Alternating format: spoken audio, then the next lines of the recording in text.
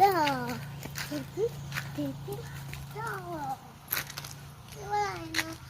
ഇതാണ് എൻ്റെ അന്തവാടിയുടെ ദൂരത്തെത്തും. ഞാനിപ്പോൾ ഇതിനകത്താണ് പോകുന്നത്. ഈ സൈഡിലാണ് എൻ്റെ അന്തവാടി.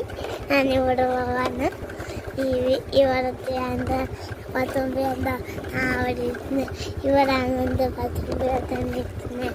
ഈ വഴിത്തൂറ എൻ്റെ അന്തവാടി. ഞാനിവിടെ ഓടിയാണ് പോണേ. പത്ത്